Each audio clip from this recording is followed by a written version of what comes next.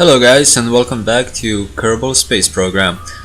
Today we are going to start working on our space station and we're going to launch the first module.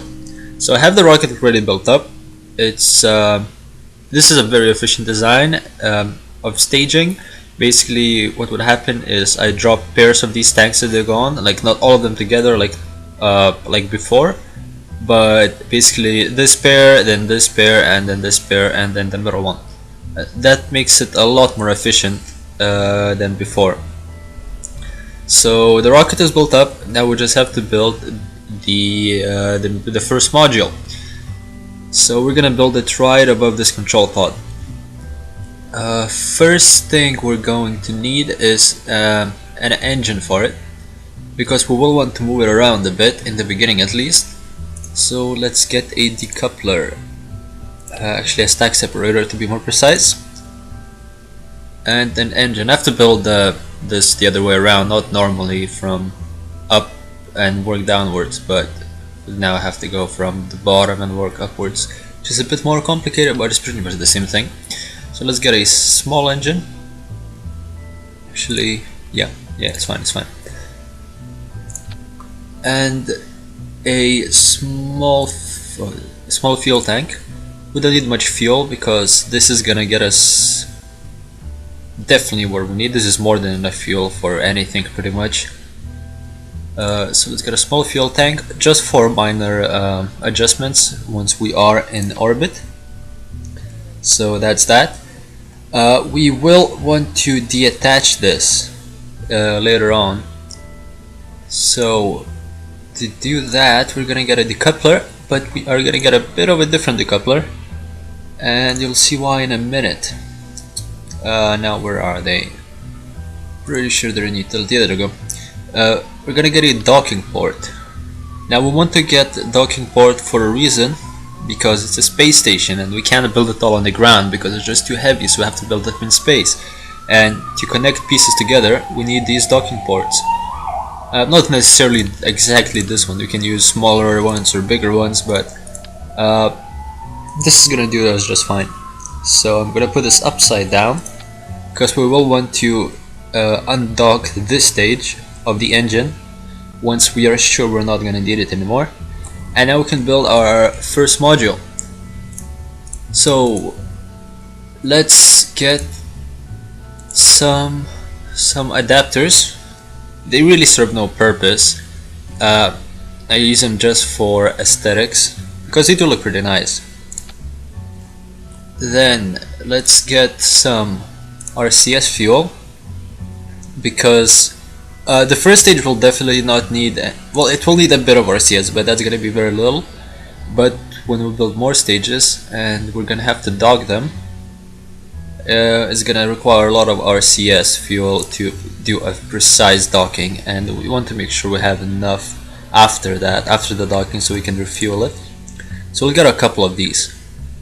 Now we will launch some people, not people, I should say, some Kerbals in space. So let's get this lander can.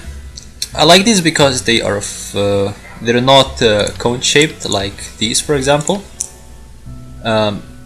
So I can put them in the middle, and that works just fine for me. We don't really need more Rcs fuel, but let's put it on just so we have enough, and to make it look a bit bigger than it normally would. As for the first module, I don't think we need much more than this. So let's get another one of the adapters just to finish off this kind of look we have here. Let's get another docking port on top here, and because we will want to dock a lot, I don't know how many, but definitely more than one module after the launch, we want to get this multi-point connector, so we can dock all around these points. Now it's very important not to forget to add docking ports on these, because I have forgotten before, and the boy was that annoying because I couldn't dock anything. So you want to make sure you have your docking ports attached to this, like this, and a couple more, and the last one. There we go. So that's that. Our first module, we have some Rcs Fuel, we have some crew which is gonna go on board. In the next module we're gonna add some storage containers. This is gonna be their living habitats.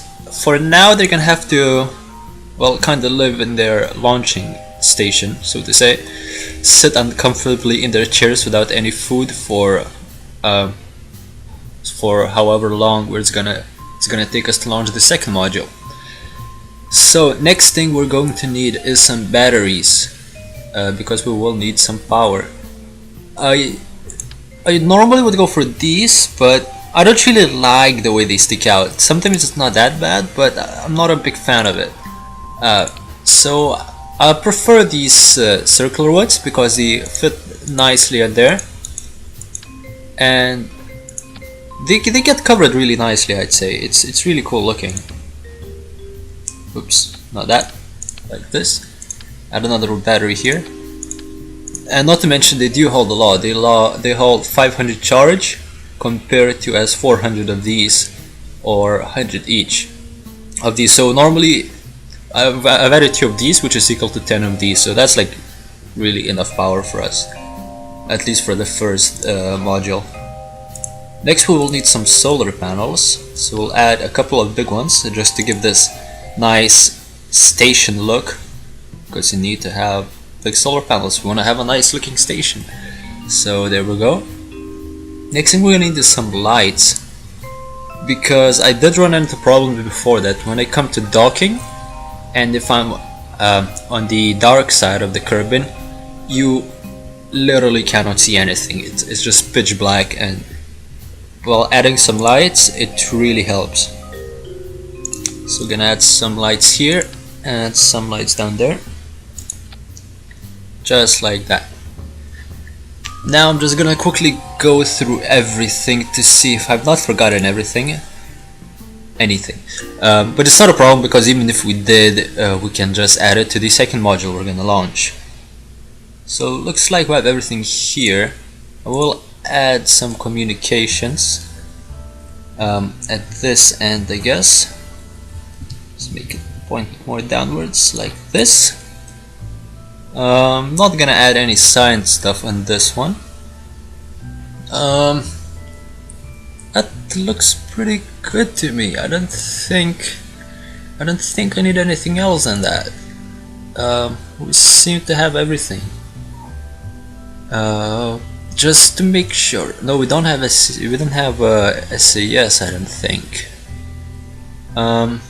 We will want to have an SAS on the first ship, on the first module, that is, because we need to have at least one SAS in total on the whole station, so we can basically stabilize it. On the other modules we won't need this. Well, we need it for the launch, but not for the station itself, so we can decouple it after, but for this stage we do. Next thing I'm actually gonna add is, I don't know if I'll need it. No, I'm actually not. I was about to add some more Rcs Fuel, the small ones, but I'm only gonna need it on this one, because we're not docking anything, and just to get into orbit we don't really need anything. So that looks about right to me. Let me just double check the launch order. I'm interested where did this engine come from. So these start, and then these start. Alright, this is this thing. We will want it to start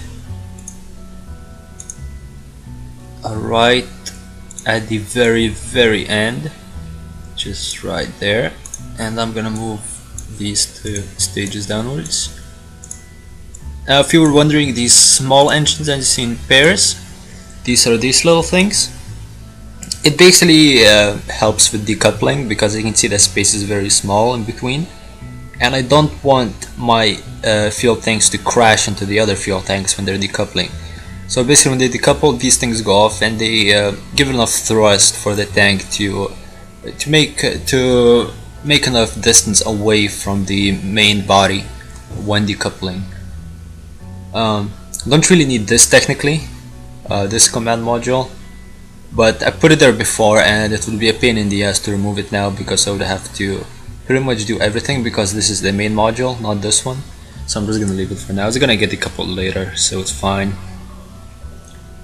The launch order, just double checking it, because I did, as you see, I did find a few things that would have went horribly wrong at the launch. So this looks fine, and this looks fine, and I think we're good to go. If you forget everything, it's not a problem at all, because we can add it in the following up modules that we're gonna attach to this thing. So I believe we are ready to launch. Just double checking the struts to make sure everything is connected nicely. I'm actually gonna add a couple more struts, just to give a bit of extra support. Oh, there are struts. I didn't see that. Then it's fine. I did have a lot of problems with these engines wobbling like crazy. Like nothing happened, nothing crashed, nothing came up, but they were wobbling like really crazy. Like it's not a thing I would want to see on a spaceship when I'm in it. So I did make sure I connect these, and that looks about right. So we can launch. Oh, of course, we didn't name it. Most important thing. We're gonna call it ISS Brostat, short for International Space Station Bro Station. There, and I think we're good to go. So let's launch this thing. Because we are not docking anywhere at the moment, we don't have to map anything out. We can just launch it straight, simply, easily into the orbit, just as that. So we're here now. I do prefer to launch my spaceships at daytime whenever it's possible, so let us just warp the time a bit to get there, because why do you have to launch it at night when you can't launch it at daytime? There we go. Let's put our SAS on. Let's go full thrust, and off we go. Yeah, I can see definitely these struts help.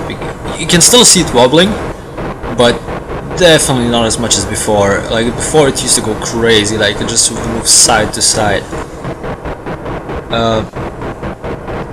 Basically, just if you're wondering, the fuel lines, basically what these do, they all burn at the same time. However, I see this fuel is still at full, because as this burns, okay, let's start from this. When this burns, it receives fuel from this, while this receives fuel from this, and this receives fuel from this, meaning that these engines burn out first. And this is a really efficient way, because you lose weight gradually while keeping pretty much the maximum amount of thrust you can. So it's quite efficient. It's a nice little view from the inside of the cockpit. Looks a bit scary, I guess. Not scary as in it's high and fast, but this doesn't look too stable. And I can't blame Bill and Jebediah if they are a bit worried, because I would be too if I was in their spot. But there we go. Our first two engines are about to burn out, so we can say goodbye to them just in a minute. And there we go. You can see the little tiny engines. They really help to separate them, to make sure they don't collide into anything else. So it takes a bit more time to set up the staging, because you have to add them manually, because they are, of course, when you add them, they're in group of 6 in this case, because there's 6 fuel tanks. So you have to really separate them in pairs, which takes some time, but if you have that time, it's really helpful. And this is what I meant about wobbling. I didn't secure this engine, so you can see it's like wobbling like crazy. It doesn't really do anything. It doesn't crash into anything, but it's just from my professional point of view, it does not look too safe. So if I can, I would rather avoid it, and that's what I did with these.